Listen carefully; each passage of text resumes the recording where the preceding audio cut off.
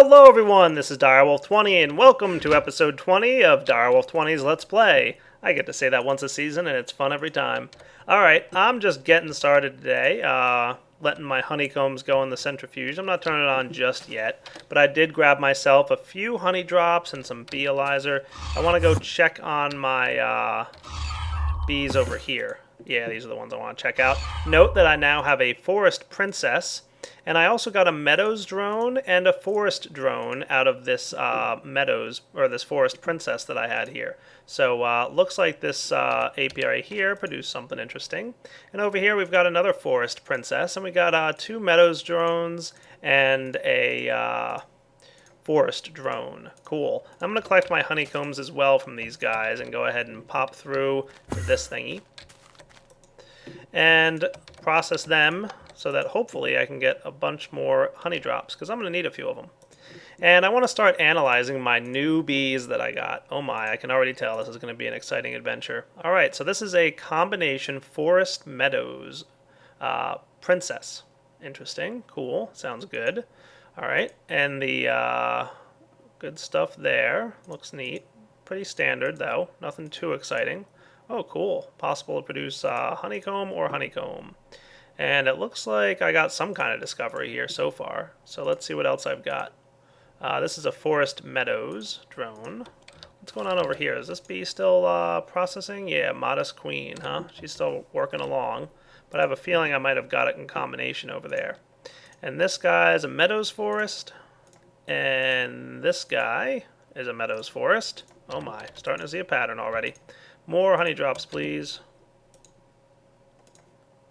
And finally, our forest princess here was a forest meadows. Alright, cool. Nothing too exciting. I'm going to pop through here and, yeah, right. Remember, don't right-click that thing. I want to throw the forest meadows hybrid here, and then maybe I'll do the meadows forest hybrid. And then here was another forest meadows, and I'll do a meadows forest again. Why not?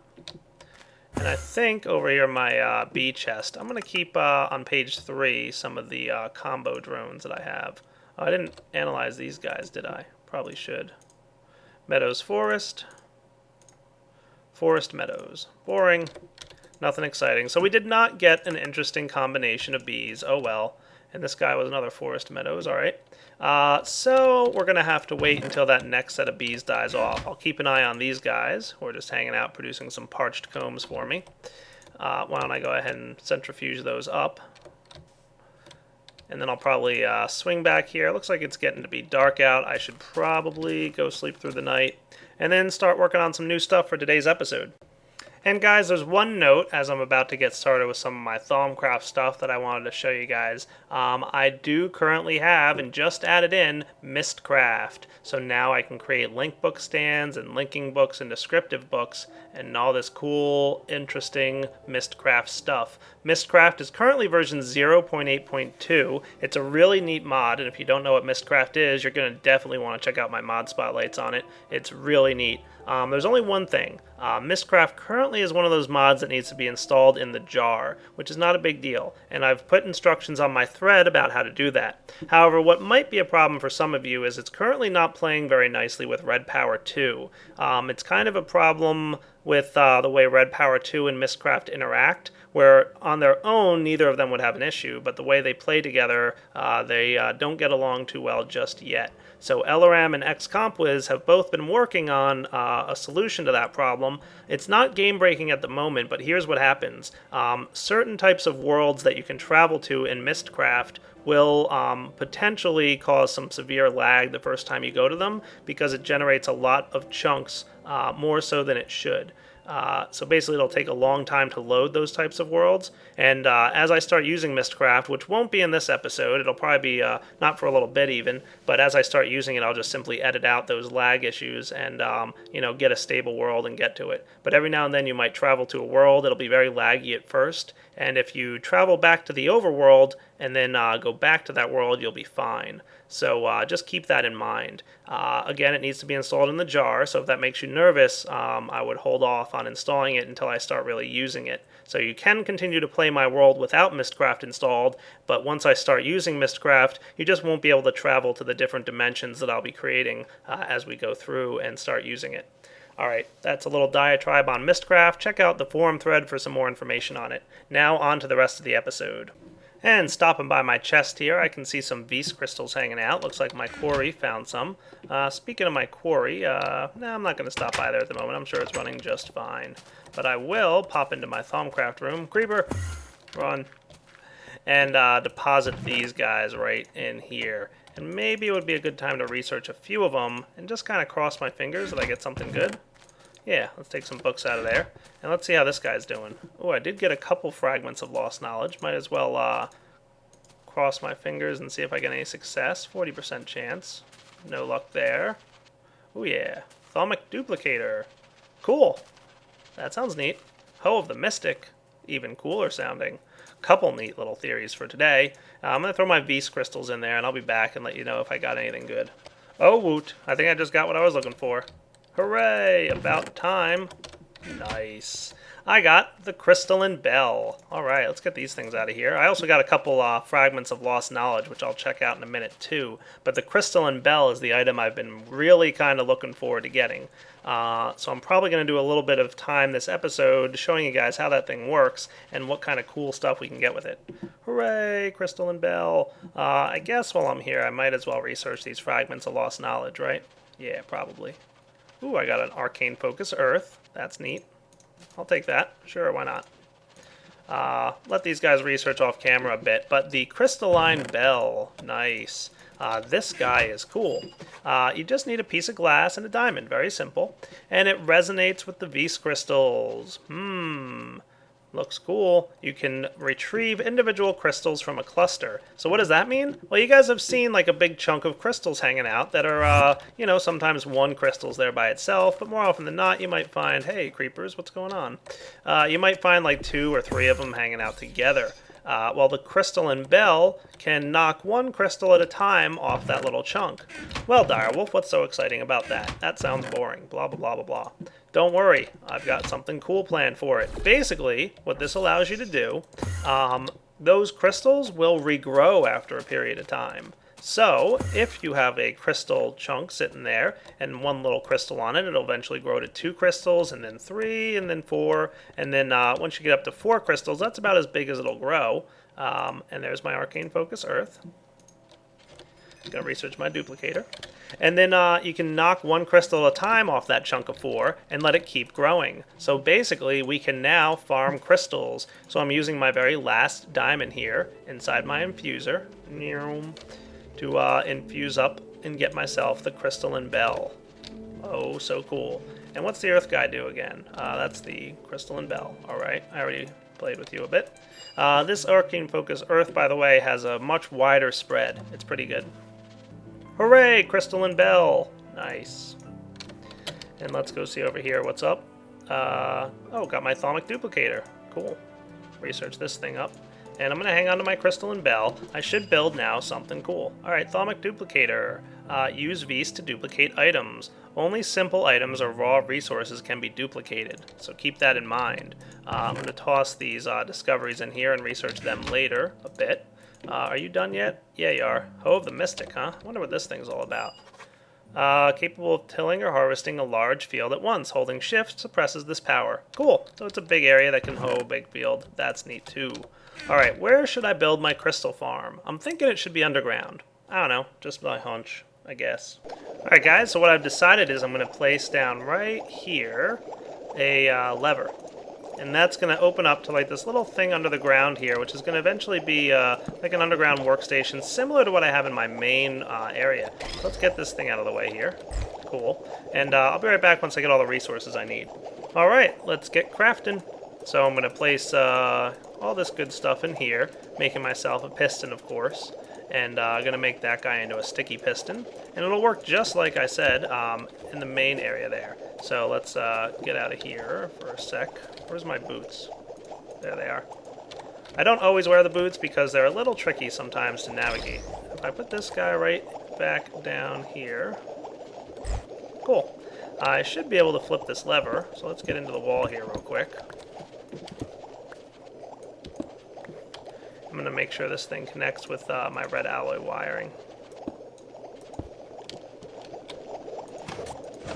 Perfect. And you can hear me processing a bunch of junk. I had so much marble hanging out back at my main base there, I just tossed like 2 or 3 stacks into this crucible. Guessing it'll produce just a bit of vis and taint, but it'll fill up the tank really well, and that's pretty much what I'm at. Plus, I had so much of it I didn't know what to do with it. So, there you go. So now that I've got this neat little entranceway into my underground area, I'm going to dig it out. So I'll be back in a few minutes once I've dug this little space out. And I always find, once I get my destruction catalyst, that a great way to dig things out is like so. So I know it's a little dark for you guys, sorry about that. I'll clean up the mess that I'm making here, but it's a great way to clear out a big area to work under. So you can see my vis conduits up there, stuff's flowing around. I might want to make this floor one bit more deep, and that's not a problem. It's real easy to do with the destruction catalyst. Great way to clear out some space. Trust me on that much. So like I said, once I'm done with all this mess making, I'll be back, and I'll have a nice open area to work in. Alright, look at that. Can't even tell there's anything there. Go flip the lever, and boom. Underground passageway that leads to what's about to be my crystal farm. So let's get to farming crystals. How do we do that? You're probably saying to yourself, Dire, you're like knocking all the crystals off that you find underground. How do you farm them? What's up? What? Huh? I'm confused. Well, don't be. It's pretty easy to farm yourself some crystals. I'm actually going to take exactly what I need. I believe I need 9 of each type of crystal. So it's a lot, but keep in mind that I'm about to start farming these things, and that's the reason I'm doing this. So yeah, I'm using a lot of crystals right now, but, you know, I'm going to get them back. That's what it's all about. If you place them in a crafting table like so, you get some vis ore. Look at that. And if we go place this down on the ground, and I think I can really kind of place it anywhere, but I'm going to go place it back in this corner here, like that. I'm just going to place it like there. Cool. Looks like I've got a little crystal hanging out. Now, if I were to harvest that right now, I'd get 1 crystal, which would not be cool. But I'm going to go ahead and, you know, convert all my other crystals, and then be right back. Well, guys, I was thinking about doing a whole farm, but I just realized, you know what, I'm a little new to this whole Thaum mod thing, so I want to let this thing sit here. I'm pretty sure I'm right about the way this works. If I just let this crystal hang out, it should grow and have like 2 and then 3 and then 4 crystals eventually. But just to confirm that, I'm going to wait a little bit. I think that's a smart idea, right? So I will hang out for a little bit here and let that grow, and then if I come back and find it's grown, then I'll go and expand it a little bit more and start growing some of the other crystal types. And you know what, guys? I did promise you that I would show you how to get into the, whatchamacallit, the little obelisk out in the field there, didn't I? Yeah, I think I did. So let's go check it out. So I'm going to head to number 2 here, Buildcraft base, and I'm going to bring my goggles of revealing with me. Remember I told you that your goggles of revealing, how cool do I look, huh? I like that. And swing by over here to your Buildcraft base, and how's this thing running? Everything seems to be cool. Looks like I got a little bit of oil. That always happens in my refineries for some reason. Not too big a deal though. Just checking on everything. This thing should be pretty full, to be honest with you. Why aren't you running? Oh, right, because I forgot to flip my lever here. There we go. Make sure to refill our combustion engine tanks in this thing, too. I'm getting sidetracked. Where was I going? Oh, right, out in this direction. Quarry's still running. Nice to see that. And off in this direction, I believe somewhere, is where I found that obelisk, wasn't it? Of course, I'm doing this probably what looks like to be a pretty late in the day, but not a big deal. Let me go find that obelisk, and I'll be right back. Let the Sword of the Zephyr help me out. And looky what I found here, an obelisk. I think this is the same one I had from before, but not 100% certain. Probably similar. So we've got this neat little obelisk here. How do we get inside this thing? Well, you definitely can't drill your way in. The Zephyr Sword's not going to do anything for me. I wonder if there's anything below it. Let's dig down and see what happens. Hey, what the? There's nothing under here. I thought there was supposed to be something inside the obelisk that you can sneak inside and get a bunch of cool stuff. I was promised an inside. How come there's no inside? What is going on here? Well, let's head back to our base, sleep through the night, and see if we can't figure it out. Alright, slept all night long, had a nice good breakfast, decided let's try and figure out how to sneak our way into this obelisk thing, whatever that means.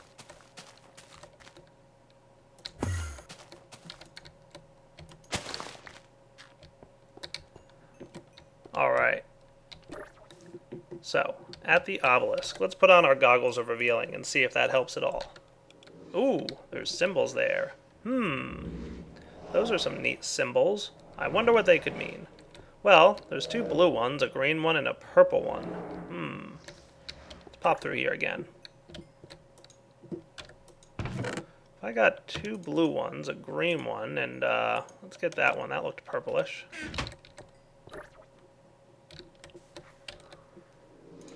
Dum-diddy-dum. Well, blue, blue, purple. Yeah, I think we're getting the hang of this. So there's these little receptacles here that take these crystals, huh? And green. Oh my, that is an awfully deep chasm. I thought there was nothing under there. Oh, well there is now, isn't there? Ha! Cool. Well, I better make sure that I don't die falling into that thing. And I definitely want to make sure that I don't die, so why don't I head home for a minute and see what I can do about being sure I don't die. Sure, these boots of striding will about half the damage I receive from falling, but, you know, half is good, but more than half is better. So, back to my base I go, and I'll meet you guys in a second once I'm ready. Alright, time for a new item, courtesy of the portal gun mod. Simply place iron around some obsidian like this, and you get a long fall boot. Cool. And I'm going to need two of them, obviously, because I have 2 feet.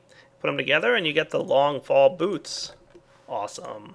Long fall boots will do a significant amount of fall damage resistance. So let's head back there and see what happens when I jump down into this little cavern area. Looks awfully deep. Let's go in. Oh my, I'm falling and falling and falling and falling and falling and falling and continuing to fall. And wow. Good thing I made those long fall boots. I don't think the boots of striding would have helped at all. But this is a neat looking place. What is going on in here? Alright, there's something here. Ooh, cool stuff, huh? This is a void chest. Looks like I got a void ingot. Those things are neat. And an eldritch artifact. Awesome. A bunch of them, as a matter of fact. A bunch of common ones. And some more common ones. And this little opalescent eye, which is an uncommon eldritch artifact. Nice. I'm going to take that void crystal with me, or that void chest. Now, it looks like there's some cool stuff in here. But I have no idea what I have to do to deal with this stuff. I still can't harvest this material, can I? Oh, I can. Oh, that's neat. Eldritch stone. Cool. I have to see if I can do anything with that. Now, this is an interesting chest. This is a void chest with a void interface on top. Let's see what's inside first. Ooh, disturbing mirrors. And more void ingots. And more void ingots. Cool. Now, the cool thing here is this little guy. If I right-click on him, there we go. I'm looking at the chest interface currently, but I have this extra interface here. These are kind of a combination of tabbed chests and ender chests. This little red symbol, shares a frequency. So if I had multiple of these interfaces on top of multiple void chests, then they would all share the same inventory, but not the same inventory, different pages within that inventory. So like I could hit these up and down buttons to change pages, and it would cycle through all the different chests on the same frequency. So right now I'd be looking in this chest, and if I had another one, I'd hit the down arrow, and I'd be looking at another chest with a red frequency on top. But what I'm going to do right now is kind of look through all the different frequencies, because there might be another void chest in another dungeon nearby. And if that's the case, then I would see it. But that is not the case, so sad face. I'm going to take this thing off, because I can seal it and bring it back home with me, void interface, and also pick up this void chest, because those things look awesome. I'm supposing that I can't get in here. They must be doing something, but I don't know what that is. I don't want to mess with it too much. So I need a way to get out of here. Well, good thing I have a portal gun. Getting home. Cool. It was dark down there anyway. I wonder if you guys will be able to even see what just happened on YouTube. Guess we'll find out.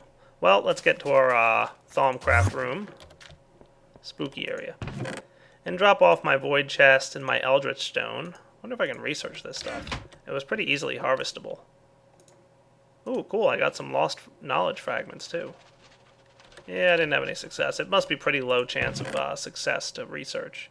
And these guys I all know already except the inert carpet. So I've got some eldritch artifacts. Now remember I told you that there's 4 types of artifacts available to you guys. The eldritch, the lost, the forbidden, and the tainted, I think. If you look inside your Thaumanomicron, you'll see, there you go, lost, forbidden, tainted, and eldritch. So this is the eldritch artifacts. Note that I haven't discovered any eldritch artifacts yet because I haven't had any eldritch items to research. Well, now I do. Cool. So, looking pretty neat. I'm going to have to, research that stuff pretty soon. What actually I probably should do pretty soon is upgrade this chest. Oh my, it's getting awfully full. So I'll be back in a few minutes and see what I get. And by the way, I'm getting some good luck with these fragments of lost knowledge that were sitting inside the cube block here from me researching stone for a while. I got the boots of the meteor, which is a torturous research, and a quicksilver core, which is apparently pretty easy. So I'll let that run through real quick. Pretty high chance of success on that guy. Ooh, got a new discovery. And then I got the Wand of Reversal, which is tricky. It is tricky for a good reason, but I should be able to take care of that no problem. The tricky research on this guy, the Wand of Reversal, is really good. It allows me, remember I told you when I was setting up my teleport network, and that you can't take the magic essences off of the rune seals? Well, the Wand of Reversal allows you to do that, among other things. But I am interested to see what this Quicksilver core does. Increases the speed of devices or thaumic creations that it's attached to. Cool. Good to know. If I put that away, and I'm going to store this in here too. I'm going to take out all the stuff that I've already learned. Duplicator, crystalline bell, the hoe, and that thing. Alright, Quicksilver core. I'm going to research these discoveries again, since I already discovered them. Wand of Reversal there is already done, and I do have this torturous Boots of the Meteor that I haven't quite yet handled. Gotta sort out my inventory in this room eventually.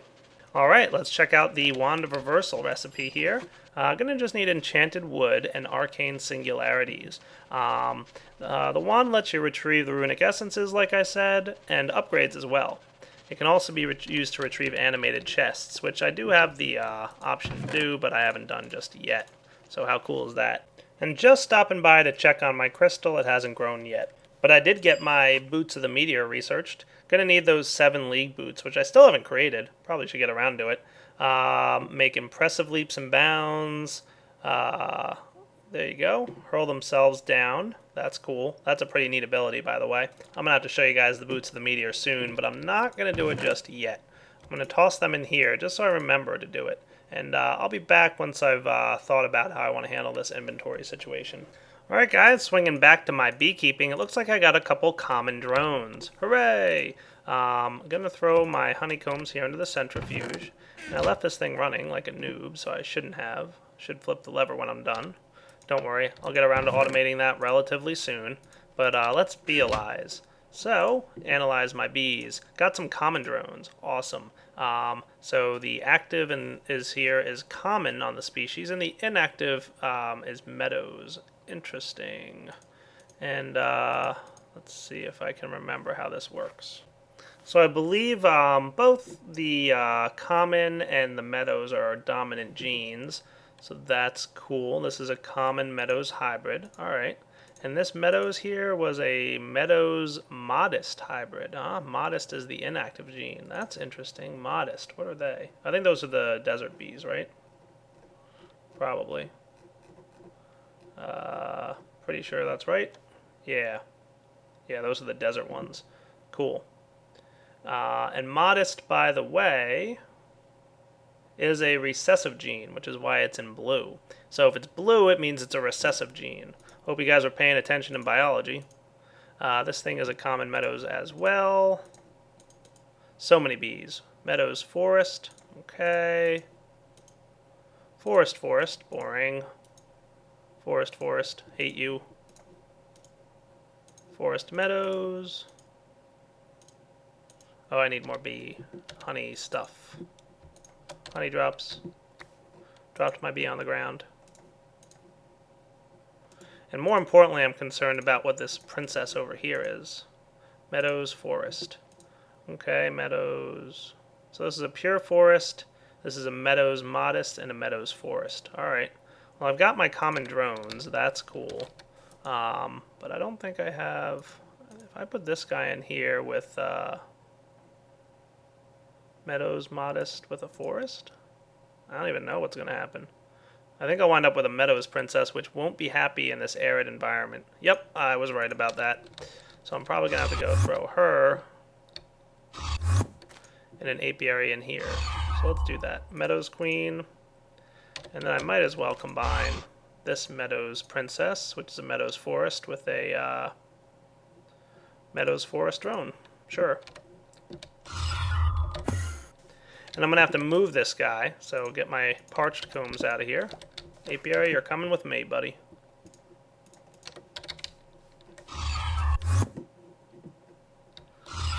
I'll get better with these portals, I promise. And then I'll do a, well, let's see, Forest Princess. Do we have a Purebred Meadows drone? We do. Cool. We'll combine them and see if we get anything good. Now remember, we're always going to get the same heredity in the princess. It's really about the bee that comes out of it in the end that makes a difference. So I'll be back once I clean up my inventory again with all these bees. And now I'm swinging back to this room because it looks like I got another piece of Eternalis fuel. And what I'm going to wind up doing with my Eternalis fuel here is placing it in the target slot. Previously, items were upgrading one cycle at a time. By placing Eternalis fuel here, it'll automatically convert whatever fuel source lands here up to Eternalis fuel without all the steps in the middle. But it will still cost all the energy that it would have cost to do all the steps in the middle. It'll just do it, immediately, so it'll throw it right in there. And because I'm doing that, I'm going to grab just a few pieces of coal, and I want to let it cook for a while. It's obviously going to take a long time, but this way, once it finishes with this Mobius fuel, it'll work on the glowstone and then the coal, and it'll just shoot it all directly up to Eternalis fuel, which will be cool. Then I'm going to head downstairs here and start working on what'll hopefully be a very nice system. I'm going to start working on, time for the auto-crafting room. Yeah, definitely time for the auto-crafting room. My auto-crafting room is usually pretty serious, so I think I'm not entirely sure where I want it to be. If I want it to be along this wall, or if I want it to be like through here and have it like along a back wall. So give me a minute or two to think it through. Alright guys, so step one, of course, to building a nice, cool logistics system is to make sure you have enough glass for your basic logistics pipe. So why don't I cook up some of that stuff. And while I'm waiting for the induction furnace to take care of getting me some glass, that should be enough for now, what I'm going to do is also work on getting the... There we go, basic logistics pipes. So I've decided to run it through here. Now I'm going to run it along both these walls here and kind of see how it goes and maybe just expand it outwards or something along those lines. But I felt like this pipeline right here would be a good place to branch off. So I'm going to knock that guy off and put a basic pipe here, because remember, basic pipe is necessary if you're going to be doing like a divergence area where you're splitting pipes up. See, I'm starting to remember to do that. And then we need to get into here and steal some stone transport pipes. We'll definitely need a few of them. I've got some glowstone on me and plenty of wood because that's what I'm going to need to start building my automatic crafting tables. So I'm going to run like a pipeline right over to here. And for now, I'm going to run it straight down. And along this wall is where all my automatic crafting tables will go.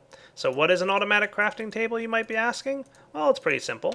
And my achievements got reset, so that's goofy. Pay no attention to the man behind the curtain.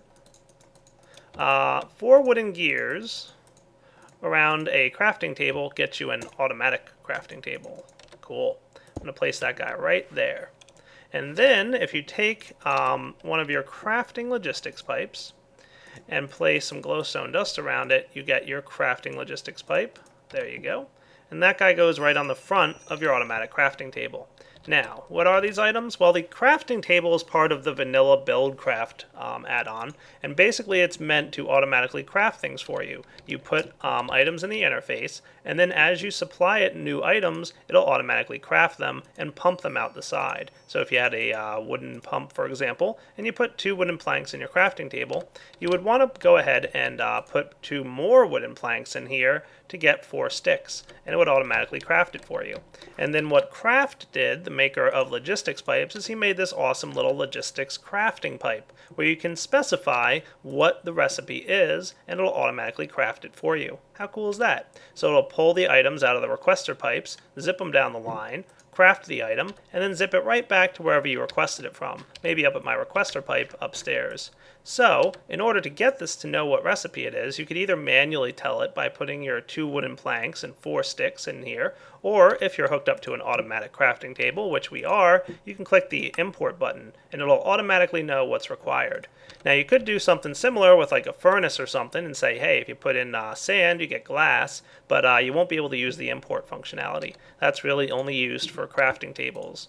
And the satellite functionality I'll get to later, it's a little bit more complex. So what I'm also going to do is sneak right over to here and see what we've got by way of some wood. I do have a couple pieces of wood.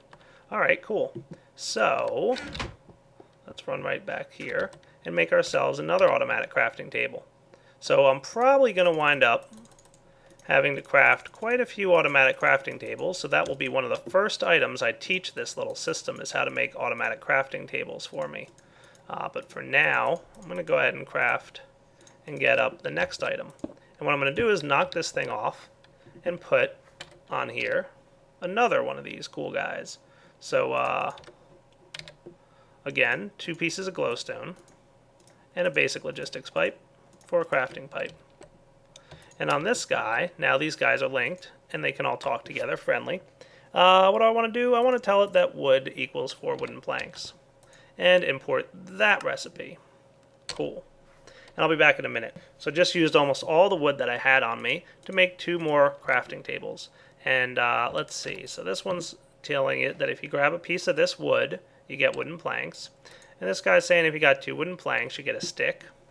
So up here, I'm going to say something like this. And I want to craft a pair or more of these things. So 2 more, please.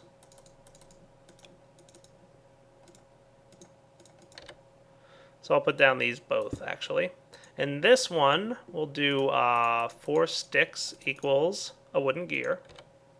And this guy, I'll probably tell it that 4 wooden planks equals a crafting table. And don't forget you need your crafting logistics pipe set up. There we go. And tell the pipes how things work. So I really only need one more thing here if I want to get a full-blown automatic crafting table. But let's see how it works for now. What I should be able to do, and I'm going to kind of do something a little bit unorthodox for me, but I want you guys to be able to see this. So what I should be able to do now is take my wrench up here at my, you know what I can do? I'll do it like this. Stealing that. And I'll put it right off the edge here. Like this. Just for now, so you guys can see it under the ground. Then I'll go replace it back later. So if I open this thing up, note that there's a button down here that says both. This is showing you both items in the chests and items that are available to automatically craft. So if I change this here to crafting items, it'll only show you the items it knows how to craft. And if I show you supply, it'll only show you the items available in the chests. But if I switch it to both, it'll show you both items that it can craft and items in the chest. So you can see we don't have any wooden gears at the moment. Let's request 4 of them. Successful. It's stealing the wood, and it's going to convert the wood to planks, and the planks to sticks, and the sticks to gears, and then zip the gears all the way over here and spit them out the end. Ha! Sweet. Now, let's request another regular crafting table. So we should have one in there. Yes, request 1, please. Cool. Must have had one in the chest somewhere. Awesome. I'm going to make an automatic crafting table, and I'll also make another crafting logistics pipe.